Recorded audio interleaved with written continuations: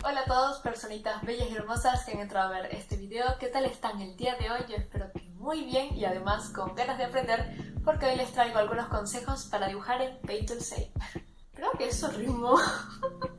Bueno, antes de comenzar les comento que antes de estar planeando todo esto de lo que les comentaría en el video de hoy, pues estuve viendo algunos videos sobre tips del Paint Tool Shape para asegurarme de no hacer algo muy repetitivo, ya que para qué les voy a traer más consejos de lo mismo. Y bueno, los consejos que les estaré dando hoy no los vi en ninguno de los videos que encontré. Tampoco es como que yo sea la única que sepa estas cosas, para nada. Es simplemente que de los que yo llegué a ver, los videos que llegué a ver, pues no estaba esta información. Así que bueno, espero que les venga bien y si no conocían estos consejos, pues espero que los ayuden. Además, no se queden únicamente con lo que yo les comento acá, ya que el Paint Tool Shape en serio se le puede sacar muchísimo provecho. Así que no duden en ver más tips, consejos y videos sobre Paint Tool Shape, porque de verdad que vale la pena. Y ya que muchísima gente me lo ha estado pidiendo desde hace bastante tiempo, pues aprovecho este video para dejarles el enlace de mi Paint Tool Shape con todos mis pinceles. Lo tienen abajo en la descripción. Y por cierto, por si no sabían, les comento que estoy sin micrófono, así que nada, si gustan en apoyar al canal pueden hacerlo a través de Patreon y Ko-fi, que son lugares donde pueden apoyar mi trabajo, y también tengo comisiones abiertas. Así que bueno, empecemos. Empezaré con esto ya que es algo simple, porque lo demás se irá volviendo mucho más extenso. Creo que nadie necesita un tutorial para mover como tal las cosas en Sei, simplemente usamos la herramienta mover. Pero para hacer movimientos más específicos, podemos hacerlo usando el control más la flechita del teclado hacia donde queremos moverlo. Mientras más alejado estés del lienzo, más rápido será el movimiento, y mientras más cerca estés, será más lento.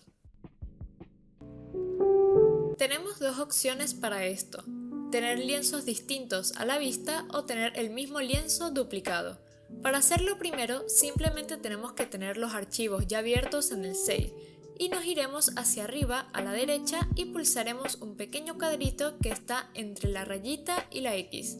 Y listo. Se encogerán los lienzos y solo nos queda acomodarlos a nuestro gusto. Esto es muy útil si, por ejemplo, están haciendo un dibujo y así pueden tener las referencias a un lado.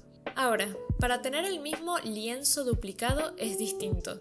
Tenemos que ir a la barra de herramientas superior en la categoría Vista y pulsaremos en la primera opción que nos aparece, Nuevo. Ahora tenemos el mismo lienzo dos veces. Muy útil si tienen las referencias en el mismo lienzo y no en otro archivo, o si quieren ver más completo el dibujo mientras en el principal están coloreando con mucho zoom. La goma de borrar, al igual que otros pinceles, puedes configurarla para que tenga distintas texturas y formas y tamaños y todas esas cosas. Pero otra opción que tienen, que no sea crear otro borrador y modificarlo, es borrar con el mismo pincel con el que están dibujando o pintando. Para esto tenemos que seleccionar el cuadro que tiene una imagen de PNG que se encuentra entre el color primario y el color secundario. Al tener esto seleccionado, nuestro pincel pintará transparente, es decir, borrará. Con las herramientas de marcador sucede algo distinto, pues puede arrastrar el color en vez de borrarlo, así que estén atentos con qué pinceles aplican esto. Igualmente también pueden aprovechar el arrastre de color que se hace con marcador. Yo por mucho tiempo pinté con esta herramienta y le puede sacar mucho provecho para coloreado. Tenemos dos maneras sencillas de saber cuál es el centro del lienzo. Una no es tan específica y otra sí. Lo primero que tenemos que saber es que el zoom del Sei nos llevará siempre al centro del lienzo a menos que tengamos la visión movida. Para asegurarnos de que esté centrado, simplemente pulsamos el cuadrito del zoom para resetear vista. Una vez hecho esto, podemos hacer todo el zoom que nos permite el Sei y así podemos ubicar mejor el centro. Aunque siempre vaya al centro, este zoom es muy general, no nos muestra específicamente cuál es el píxel central. Para hacer algo más específico, necesitaremos crear una nueva capa de Linework. Para seguir, tenemos que saber si la cantidad de píxeles en nuestro lienzo es par o impar. Si los números de nuestro lienzo son impares, deberemos crear líneas de 3 o 5 píxeles de ancho más o menos. y si es par entonces serán de 2, 4 o 6 más o menos. El grosor dependerá de qué tan visibles y definidas quieres que sean las líneas. Ya que este lienzo es par, haré líneas de 4 píxeles. Empezamos con una línea diagonal que vaya de una punta a la otra, y para asegurarnos de que esté bien posicionada, haremos zoom en las puntas y acomodaremos para que quede centrado. Pueden ver que quedó con 2 píxeles arriba y 2 píxeles en el lado, así que está centrado. Luego vamos a la otra punta y hacemos lo mismo. Cuando ya esté acomodado, copiamos y pegamos la línea y la volteamos horizontalmente. Así quedará marcado el lienzo.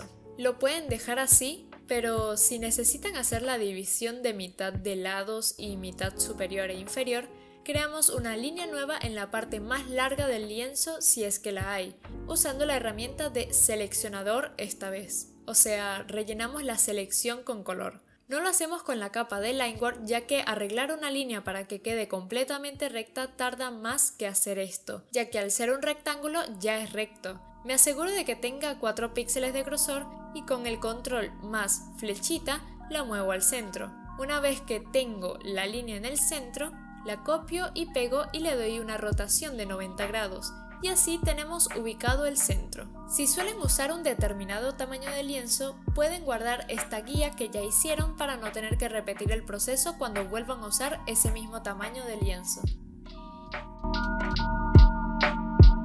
Al igual que con los pinceles, el cubo de pintura y la varita mágica también tienen opciones de configuración que nos permiten hacer cosas distintas. No se va a convertir en una nueva brocha, pero sí tendremos distintas maneras de rellenar con color o seleccionar objetos del lienzo. Iremos viendo todo paso por paso para que puedan entender cada opción de la mejor manera. Antes que nada, podemos ver que hay un pequeño rectángulo que está entre las dos categorías de opciones. Este rectángulo podemos interpretarlo como esa opción de los pinceles para cambiar el tamaño del mismo, ya que con esto podemos modificar el campo de rellenado del cubo. O sea, el cubo de pintura va a rellenar más espacio. Lo estaré explicando un poco más con las demás opciones, ya que dependiendo de estas va a variar la manera en que se incrementa el relleno. Vayamos primero con modo de detección. Tenemos primero dos opciones llamadas transparencia, aunque una con la aclaración de que es estricta y otra poco definida. Ambas nos sirven, por ejemplo, para darle color a un dibujo que hicimos con línea, pero rellenan de manera distinta. La transparencia estricta, como lo indica su aclaración, tiene un relleno mucho más específico. No se pasa de las líneas. Si hacemos un delineado muy finito, lo va a rellenar sin pasarse de esos límites. Ahora, la transparencia poco definida hace un relleno menos específico. Si hacemos una línea muy delgada, lo más probable es que el relleno se vaya a pasar de las líneas. Esta opción es mejor usarla con delineados gruesos, ya que al rellenar de más también rellena gran parte de la línea, y eso permite que queden menos espacios sin pintar al remover el delineado. Con ambas opciones nos puede suceder que en ciertas esquinas nos queden los estresantes puntitos blancos, pero es algo que podemos solucionar más o menos con la barra de la que les hablé antes. Si aumentamos la capacidad, el cubo podrá cubrir más áreas que están muy cerradas. Si lo aumentamos demasiado, terminará cubriendo todo, así que es cuestión de que vayan experimentando un poco. Además que hay áreas tan cerradas que sí o sí tendrán que revisar para asegurarse de que no queden puntos sin pintar. El tercer modo de detección se llama diferencia de color, y ya solo con el nombre es fácil entenderlo. Con esta opción podemos pintar las cosas basándonos en los diferentes colores que hay en el lienzo, y con la barra podemos colocar qué tanto de ese color se puede rellenar. Aquí pueden ver unos ejemplos con colores parecidos y distintos. Si aumento más la barra, entonces en los colores parecidos es más probable que en cierto punto tome ambos colores, así que hay que manejarlo bajo. En colores muy distintos es más difícil que esto ocurra, pero también tiene un límite. Aumentar la barra también nos sirve para partes degradadas y no muy definidas. Así va tomando también esas partes donde aún está el color que queremos cambiar. La siguiente categoría del cubo es objetivo. Aquí las opciones nos permiten elegir en base a qué capas de referencia es que va a pintar el cubo. El primero es capa activa. En este, el cubo pintará basado en lo que haya en la capa que ya tiene seleccionada. Segundo, está la opción fuente de selección, que hará que el cubo pinte según lo que haya en la capa que tenemos determinada como fuente de selección. Esto lo indicamos en el panel de las capas, en las opciones de capa. Ambos tienen el mismo nombre. Y de tercero está la opción toda la imagen, que hará que el cubo rellene basándose en todas las capas del lienzo, independientemente de en cuál estés posicionado. Y ya por último, hay una opción al final que se llama Anti-Aliasing. Si tenemos desactivada esta opción, los bordes de lo que pintemos con el cubo quedarán pixelados, y si lo activamos, serán bordes más suaves. Toda esta configuración que les estuve explicando la tenemos de igual manera con la varita mágica. Lo único que cambia es que con una pintamos de una vez y con la otra solo seleccionamos. Para configurar los pinceles iremos parte por parte de arriba, abajo y de derecha a izquierda para no perdernos, que son muchas cosas. Antes que nada hay que saber qué tipos de pinceles tiene disponible el SEI. Pincel normal, color al agua, marcador, lápiz o bolígrafo o lapicero, como prefieran llamarlo, aerógrafo, binario y borrador. En total 7 tipos de pinceles, y de estos es que tomamos como base para crear nuevos. Además, no todas las opciones de configuración están en todos los pinceles, así que tienen que estar atentos a qué es lo que quieren hacer antes de empezar a configurar cualquiera de estos pinceles.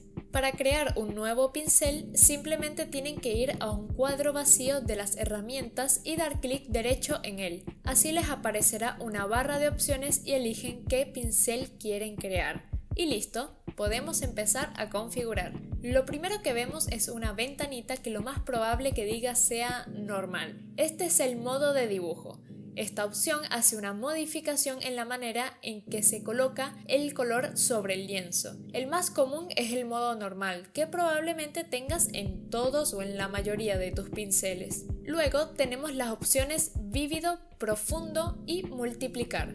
Estos 3 modos de dibujo llevan el color elegido al color RGB más cercano mediante un degradé del color. Vívido hará que el color aumente su saturación sin oscurecerlo, mientras que profundo y multiplicar sí pueden oscurecer el color. Multiplicar lo hace más que profundo. Junto a esto tenemos la forma del borde. Aquí simplemente definimos si el pincel tendrá un borde definido o no en las 4 medidas disponibles. Al empezar a bajar tenemos tamaño. Acá simplemente cambiamos el tamaño del pincel, pero con la flechita que tiene a la izquierda podemos modificar hasta qué tamaños podemos modificar el pincel. Tenemos 3 modos, 0.1 que nos permite llegar al tamaño 10.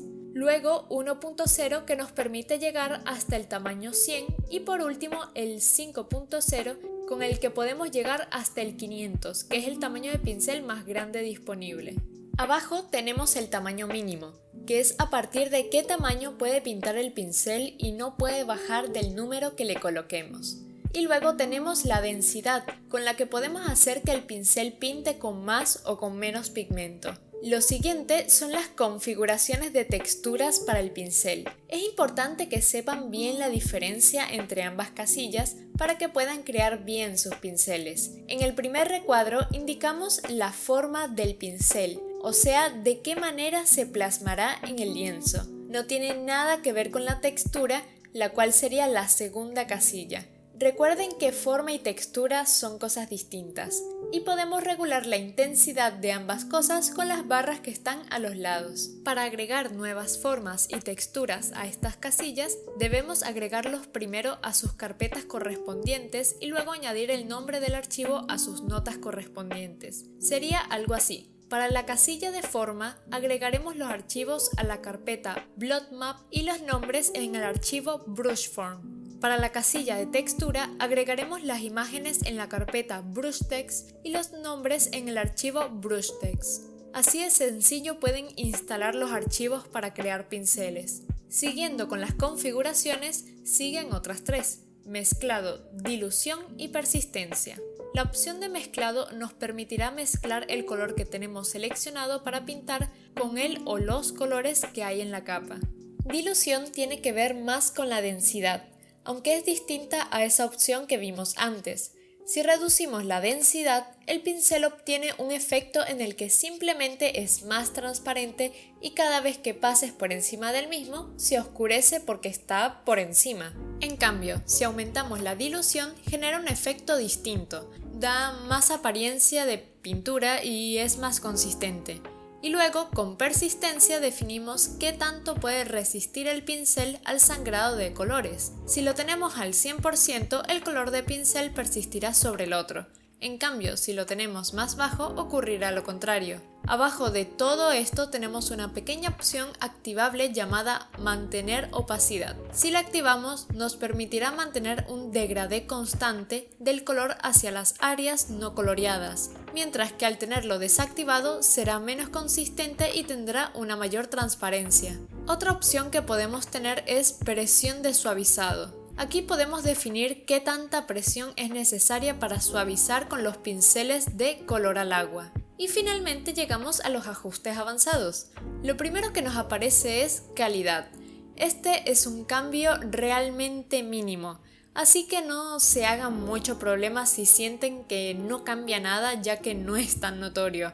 Tenemos 4 opciones aquí que van del 1 al 4, siendo el 1 la opción que otorga más dureza y rapidez al pincel, mientras que el 4 le da más suavidad y es más lento. Esta casilla cambia en el pincel binario. Aquí se llama algoritmo y nos da 2 opciones, grosor y presión.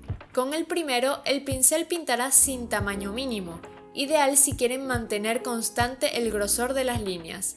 Con la segunda opción, en cambio, sí podemos dibujar con un tamaño mínimo de pincel. Otra casilla que nos agrega el binario es el selector de color. La primera opción que nos da a elegir, normal, nos permite seleccionar los colores presentes en el lienzo independientemente de en qué capa nos encontremos, mientras que en la segunda opción, llamada ARGB de la capa, solo nos permite seleccionar los colores de la capa en la que estamos ubicados. Así que si seleccionamos en un área vacía, tendremos el color blanco, aunque abajo haya otro color. Y ahora volvemos a las opciones que están después de calidad en los demás pinceles. Tenemos la dureza de borde. Esta opción nos ayuda a definir las líneas que hagamos con el pincel, ya sea que las queremos más sueltas, 0%, o más firmes, 100%. Con la densidad mínima indicamos a partir de qué nivel de densidad va a empezar a pintar nuestro pincel. No es lo mismo que simplemente bajar la densidad, ya que si tienen una densidad baja y la densidad mínima al 100%, empezará pintando con el 100% de la densidad que tenga. Abajo tenemos la presión para densidad. Con esta opción modificamos el cómo la presión del lápiz de nuestra tableta afecta a la densidad del pincel. Y la última casilla es de duro suave. Aquí vamos a modificar la sensibilidad de la tableta con respecto al pincel, es decir, mientras más sensible sea, será más fácil que el pincel alcance un gran tamaño sin casi presionarlo. Y ya por último tenemos las opciones activables. Otras opciones que están más arriba se ven afectadas según si tienes estos cuadros activados o no. El primero afecta a las opciones relacionadas con la intensidad, el segundo el tamaño y el tercero a las opciones de mezcla. Y bueno chicos, esos son los tips que tengo para darles. Les recuerdo que acá no agregué cosas que vi que ya había en otros videos, así que no se queden solo con este video, sino que vean otros de más artistas para saber más cosas sobre el SEI. Y de verdad espero un montón que le puedan sacar más provecho a este programa y aprendan más, que vale totalmente la pena. Le mando un saludo y un grandísimo agradecimiento a Seida Dubiduta-chan y Senvi Cloudy por su apoyo en Patreon. Recuerden que pueden echarle un ojito a esta página para saber qué cosas pueden tener de recompensa si me ayudan por allí, y cuando lleguemos a cierta cantidad de Patrons como meta agregaré más recompensas. Y aprovechando todo este tema, les recuerdo que también estoy dando clases de dibujo online y bueno, tienen más info en mi Instagram. Y bueno chiquis, eso ha sido todo por hoy y nos vemos en el próximo vídeo. ¡Chao!